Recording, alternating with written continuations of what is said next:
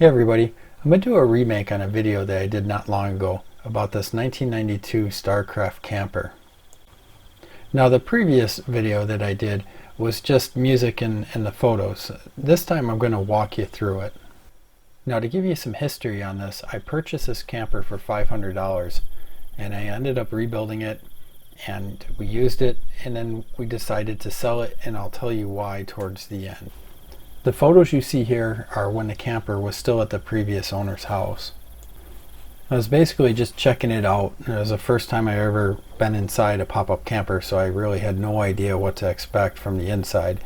And I just want to see what it was going to be like sleeping in this thing. Now for $500, this camper was definitely worth it, even if I knew what to look for, which I didn't at the time. So in this photo here, see the floor? You can see the rot underneath the linoleum. That right there tells you that water has been inside the camper and has gone through, and the floor is actually rotting out. So here the camper is in my driveway. I just got it home and just taking a look at it to see what do I have to do to get this thing ready for camping. And when I started looking at how to repair the roof, I noticed that the wood is just black. It's soggy wet underneath. So at this point I knew I had to rebuild the roof, and I think this is when I decided that I'm just going to strip it down and just rebuild this whole thing. So here I am documenting everything that I'm doing to this. Every piece I take off or take out, I'm taking photos, and I'm just trying to keep track of how this thing is built, so when I go to put it back together I have something to refer back to. Now you can see from the photos that everything is made by like these little 1x1 strips of wood and then just paneling board glued or stapled to it, and that's what makes up these cabinets. So they're very easy to build. So as you can see, the cabinets are starting to build up, saving everything, and here now we have everything out. It's just the floor, and now the whole idea is to take the walls off, and so I can just work on the flooring. Now for the walls, they're stapled underneath the camper. So here you can see the staples going up through. So all these staples have to be pulled out in order to get this wall removed from the floor. And there you can see more staples, and basically they just have to come out. And here's a pile of cabinets and other parts that I'm saving to basically reference back to. Now in order to do a full restore on this camper, you basically got to take it down to the frame, clean up the frame, and then start building up again. Now here you can see the big hole in the floor. That was where the rot was from the very first photos when I purchased it. And I'm getting the walls taken off here now. And there's another photo showing the hole in the floor.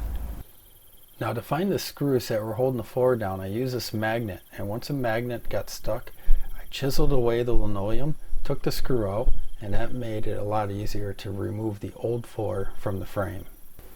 After the floor came off, I used this rust reformer stuff to basically help seal the rust. Of course you scrub it down the best you can, sand it, and just get all the old rust off, and then basically once that's done, then you can paint it and give it a new fresh coat. And there's my frame right there. Now for the new floor, I used marine grade plywood to help keep it from rotting again. Now by lapping the plywood like this, it makes it a nice seam, so this way you don't have a weak spot when you step on the floor. And I basically glued these seams together and made it one big giant sheet here.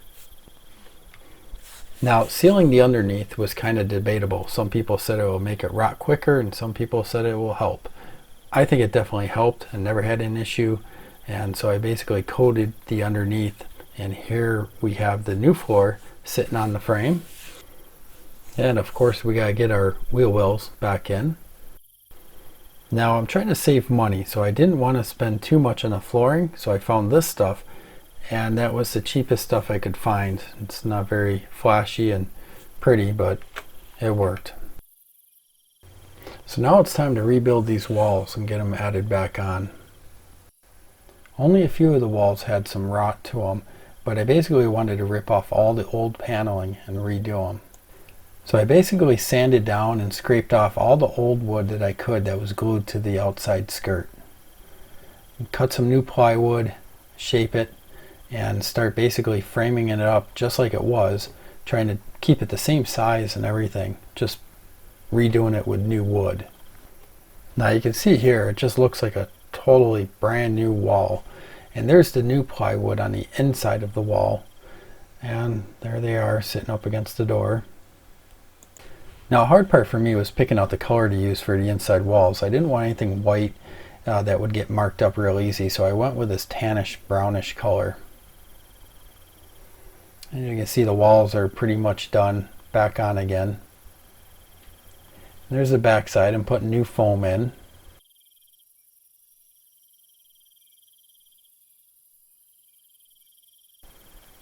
I wanted to redo everything on this camper, even these brackets. They were kind of mangled, so I ended up making some new ones. I think they turned out pretty good.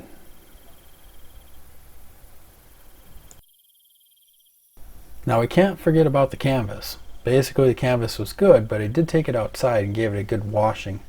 Now a new canvas for this camper would have been about $1,200 from like Bear Creek, but this one did pretty good. I cleaned it up pretty well. Now it's time to rebuild the roof. And here I am shaping the side walls, give them a little curve that they didn't have before. Now I couldn't find a lot of info and videos to watch about how to rebuild a roof on a pop-up camper, so I ended up mounting the side walls to the lift arms, and this way I just built the roof right on the camper. Now for the cross beams, I basically ripped some 2x4s in half. Now only some of the beams had to be in a certain place on the roof, mainly for the ceiling fan and the door hooks that basically hold the door up on the roof when the camper is down. Now here you see the inside roof is already done. You can see the plywood there, and this is where I added the foam. I ran some electrical wires through the roof and the foam's done, and here's the plywood sitting up on top all ready to go. Here's a shot from the inside and a cutout for the ceiling fan, and some of the light fixtures I got on the inside. Now here you can see the power wire that I ran for the ceiling fan. I ended up using this later on, and there's the vent that I put in, brand new vent. Now here you can't really tell, but basically all the seams have been fiberglassed, and there's some more fiberglass going all the way around the edge, just a thin layer. And now I'm starting to work on the primer, adding a primer to the top of it. Now a lot of people ask me what I use for the roof. My first choice was this rubberized membrane stuff that they use for RVs. This would have been a good choice if I could have gotten it on a roll, but they sent it to me in a box all folded up, and every place there was a crease, it ended up getting a hole in it because it's not very strong, so that was kind of worthless. So here we're looking at the inside of the camper, the ceiling here. I painted it all white. And some more brackets that I found. I figured, well, got to clean them up, make them look nice. So there they are, all powder coated.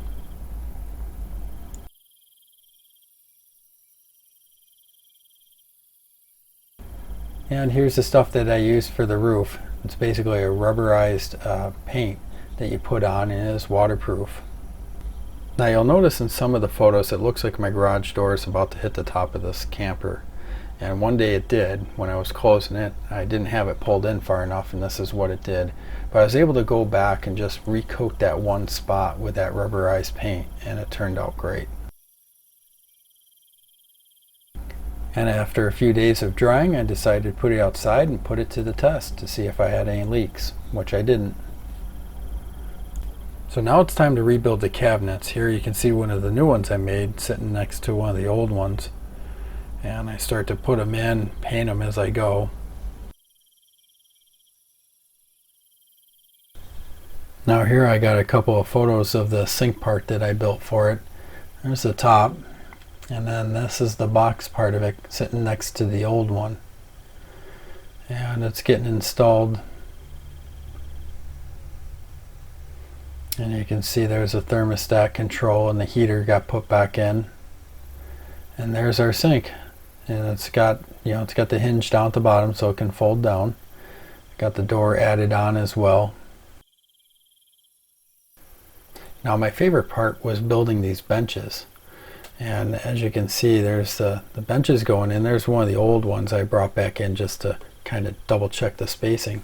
But look at the wood grain on there. I did a polyurethane coat on top of that stain, and it turned out really nice. That was my favorite part of the whole build. And of course you can see the trim on there, so I added the T-trim all the way around all the edges of everything. And there's my daughter and I checking out the table to see if the table is going to be big enough, or maybe it was too big. And there's the water tank and the power converter.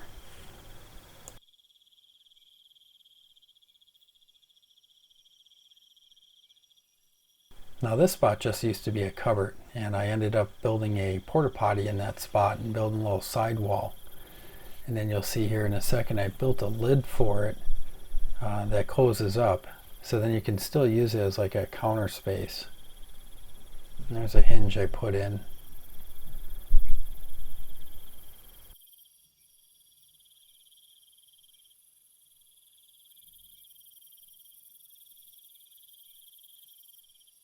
So of course when you go camping, you got to have a fire extinguisher.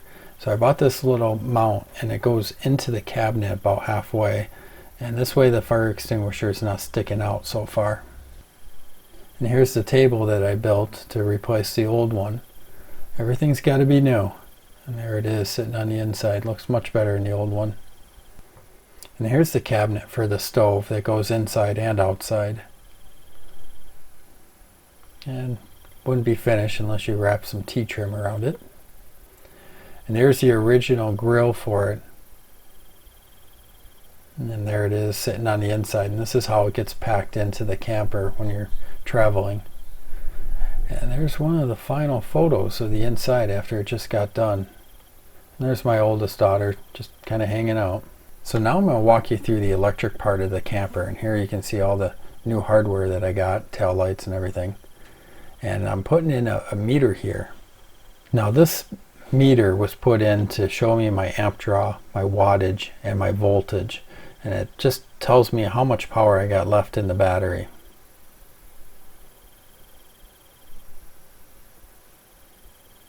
And of course you got to have some USB ports to put in to charge your phone and whatnot. There's another one I put in along with my electrical outlet. And then there's the battery that I decided to put in, and I left room for another battery same size. I could have ended up putting 2 in there, but I never needed 2. And there's my water tank along with my water pump. And then the outside I put a charging port in there so I can charge up the battery even when the camper's closed up. And of course it wouldn't be a new camper unless you did a brand new paint job. So I stripped off the old decals using this wire brush on my drill. And it did pretty good. I got most of it off. Had to use some acetone.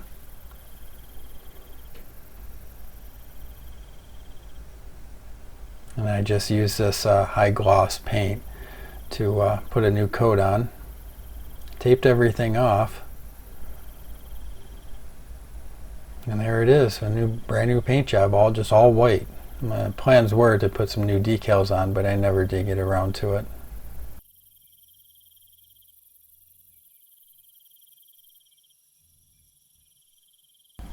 Now this is a thing that I made for the beds to make sure that they don't collapse and the walls don't pull off of the camper and I go flying down to the ground in the middle of the night. So these are made for trucks, and basically this goes from the ground to the bottom of the bed, and it just locks in place. I had to cut them down a little bit because they were too long, and I put some plywood at the one end with some Velcro, and that stuck to underneath the bed so it wouldn't slip out.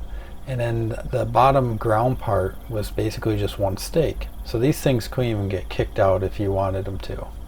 And there's my daughter basically helping me set one up.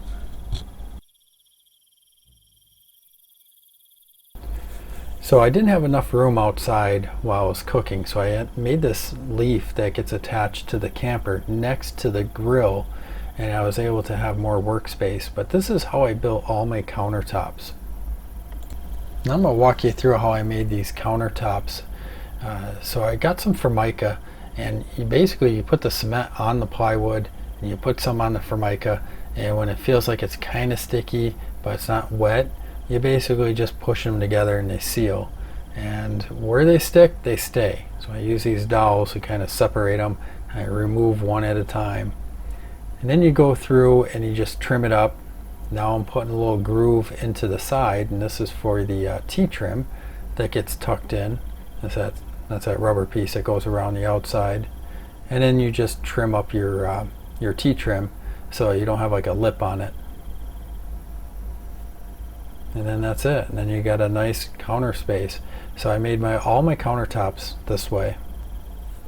And then here's the bracket that I use. This bracket goes down on the lower part and underneath the leaf table. And there you can see, there's the bracket. So you got to get the length just right. So I had to be very careful on where I put the one piece underneath the table. So this way I get the table nice and level.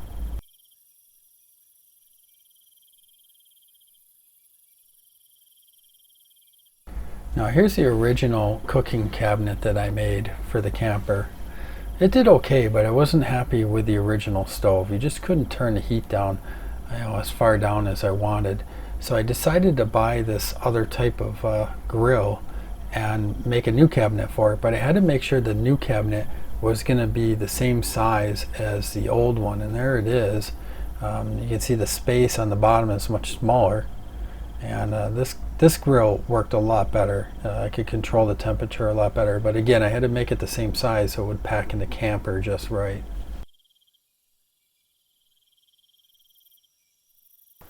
Okay everybody, that brings us to the end. Now I told you in the beginning that I sold this for $2,000, and I would tell you why. So the main reason I sold this camper is because of the water intake from the lift arms. So when it would rain, the lift arms didn't have a piece of canvas going around them. What that would do is it would allow the rain to hit those lift arms and then just drip down them and then come inside the camper area. They had a black seal going around the lift arms down at the bottom, but it wasn't something that could hold the water from coming in. It just wasn't a tight seal. So that was very discouraging. So we were limited on when we could go camping. You couldn't go camping when it would rain out, and you couldn't go when it was super hot out because we didn't have an AC unit. The cold was fine because the heater worked great.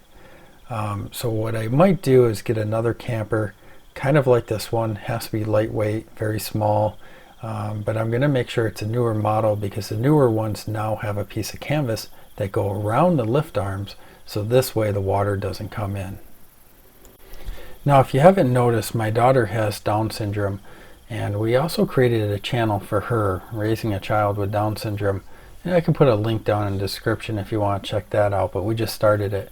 But I definitely want to get another camper and get back out and go camping because she absolutely loved camping. There's a photo coming up, and it's got her iPad strapped to the ceiling, and this is what she would do when she'd go to bed, movie night. It was fun. But thanks again for watching, and please give a like and subscribe. You might see another camper rebuild down the road. Thanks again.